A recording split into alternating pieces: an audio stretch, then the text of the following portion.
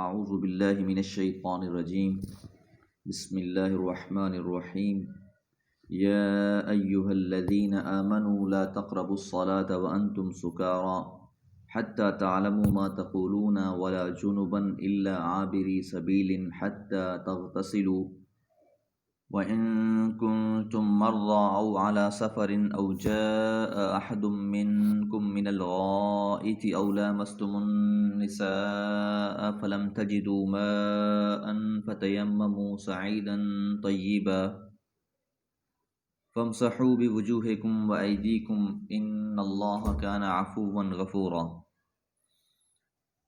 سورۃ النساء آیت نمبر 43۔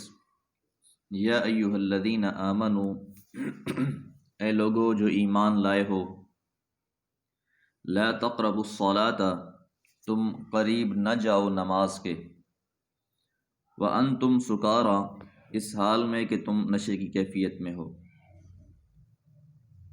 شراب کی مذمت اور قباحت کے سلسلے میں سب سے پہلے سورہ بقرہ کی آیت نمبر 219 نازل ہوئی، جس میں شراب اور جوئے کے گناہ کو ان کے نفع سے بڑا قرار دیا گیا۔ اس پر بہت سے مسلمانوں نے شراب چھوڑ دی، تاہم بعض بدستور پیتے رہے اور نفع اٹھاتے رہے، یہاں تک کہ پھر یہ آیت مبارکہ نازل ہوئی۔ اور حکمت کیا ہے کہ شراب کی کیفیت میں اگر نشہ چڑھ جائے انسان کو تو سمجھ میں نہیں آتی کہ میں کیا کہہ رہا ہوں اور کیا نہیں کہہ رہا۔ اور دوسری وجہ یہ بھی ہے کہ شرابی کے منہ سے ایک بو بھی محسوس ہوتی ہے، تو اس لیے اس کیفیت میں مسجد جانے کی ممانعت آ گئی، اس کیفیت میں مسجد نہیں جانا۔ تو اس پر لوگوں نے نماز کے اوقات میں شراب ترک کر دی۔ پھر بعد میں یہاں تک کہ سورہ مائدہ کی آیت نمبر 90 اور 91 نازل ہوئیں، جس سے شراب قطعی طور پر حرام کر دی گئی۔ حتی تعلموا، یہاں تک کہ تم جانو، ما تقولون، جو تم کہہ رہے ہو، کہ تم کیا پڑھ رہے ہو نماز کے اندر، تمہیں یہ تو پتہ ہونا چاہیے۔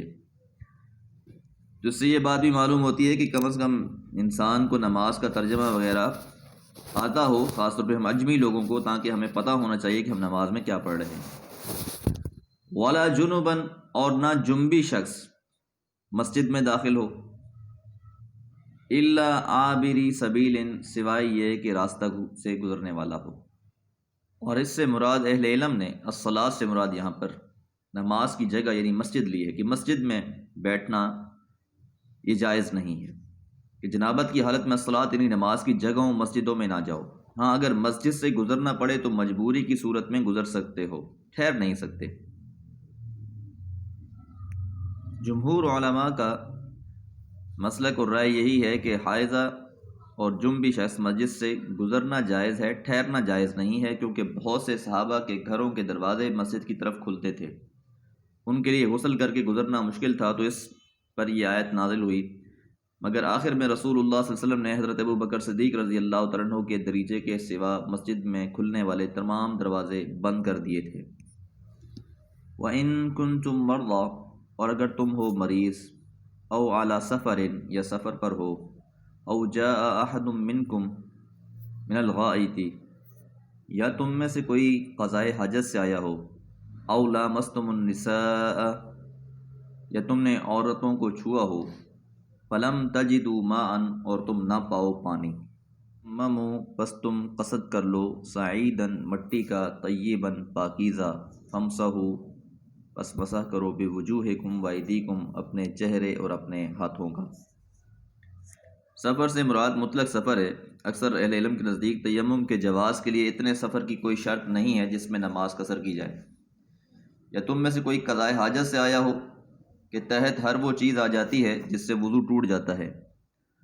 عورتوں کو چھونے سے مباشرت، ورنہ صرف چھونے سے وضو نہیں ٹوٹتا، جس طرح کہ حضرت عائشہ رضی اللہ تعالیٰ عنہ سے روایت ہے کہ میں کمرے میں حجرے میں لیٹی ہوتی تھی، نبی مہربان صلی اللہ علیہ وسلم تہجد کے لیے اٹھا کرتے تھے، نماز پڑھتے تھے، تو جب آپ سجدے میں جانے لگتے تو اپنے ہاتھ سے میرے پاؤں کو پیچھے کر دیتے، کیونکہ حجرہ بہت چھوٹا تھا جہاں پر اللہ کے پیغمبر نماز پڑھتے تھے، جگہ کی قلت کی سبب، تو نماز سے چھونے سے بہرحال وہ واجب نہیں ہوتا۔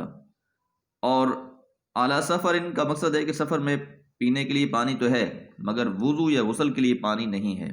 اور بیماری کا مطلب یہ ہے کہ پانی کے استعمال سے بیمار ہونے یا بیماری بڑھنے کا خدشہ مزید بڑھ جائے۔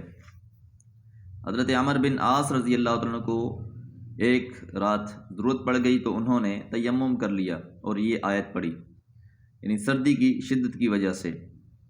اور فَلَمْ تَجِدُوا مَاءً کی آگے شرط بیان کی جا رہی ہے کہ اگر تم پانی نہ پاؤ تو، یعنی پانی کی قلت کی سبب سے لوگ سفر کیا کرتے تھے، صحرائی علاقہ ہوتا تھا، پانی ہوتا ہی نہیں تھا، تو تیمم کا معنی ہے قصد کرنا۔ سعیدن طیبن سے مراد پاک مٹی ہے، خواہ کپڑے کے اوپر اگر اتنی مٹی لگی ہوئی ہو یا کسی کاغذ ہے اس پر بھی اگر مٹی شٹی لگی ہوئی ہے اور آپ کے پاس وہ موجود ہے، یا ویسے آپ نے کوئی مٹی کا ڈھیلا بنا کر رکھا ہوا ہے جس طرح لوگ ہاسپٹلز میں بھی اپنے پاس بنا کے رکھ لیتے ہیں اور وہیں تیمم کر کے نماز پڑھ لیتے ہیں۔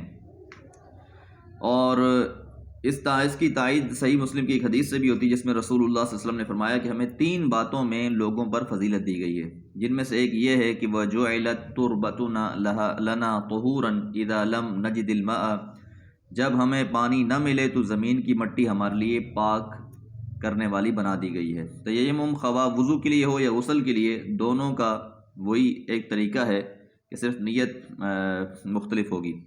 حضرت عمار بن یاسر سے روایت ہے کہ ایک جہاد میں سفر میں انہیں احتلام ہو گیا تو انہوں نے زمین پر لوٹ پوٹ کر نماز پڑھ لی۔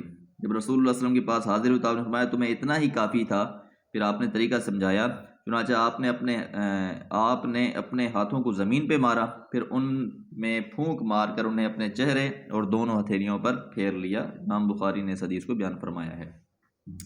اور بہرحال بعض حدیث میں 2 دفعہ مارنے کا ذکر بھی موجود ہے کہ ایک دفعہ آپ مار کے چہرے پہ صحابہ کے عمل سے ملتا ہے اس کا استدلال، اور دوسری بار ہاتھوں پر پھیر لیا کرتے تھے۔ تو یہ طریقہ ہے تیمم کا کہ اگر کسی صورت میں یہ وجوہات بیان کر دی گئی ہیں کہ مریض ہے انسان یا سفر میں ہے، پانی کی قلت ہے، تو ان تمام صورتوں میں تیمم کر لینا جائز ہے۔ وضو کے لیے پانی موجود نہ ہو یا بیماری کا خدشہ ہو یا کوئی اور اندیشہ ہو اس طرح کا، تو پھر یہ طریقہ جائز ہے۔ ساتھ فرمایا ان اللہ، یقین اللہ تعالیٰ، کان عفوا غفورا، اللہ تعالیٰ درگزر کرنے والے اور بخشنے والے ہیں، اللہ تعالیٰ معاف کرنے والے ہیں۔ اللہ تعالیٰ کی معافی کی جو وسعت ہے وہ بہت زیادہ ہے۔ تو اللہ تعالیٰ سے دعا ہے اللہ تعالیٰ ان احکامات کو سمجھنے کی توفیق عطا فرمائے، اور جو اللہ تعالیٰ نے دین میں آسانیاں پیدا کی ہیں اس کو سمجھنے کی اور بوقت ضرورت استعمال کرنے کی توفیق بھی عطا فرمائے۔ وما علیہ الا البلاغ۔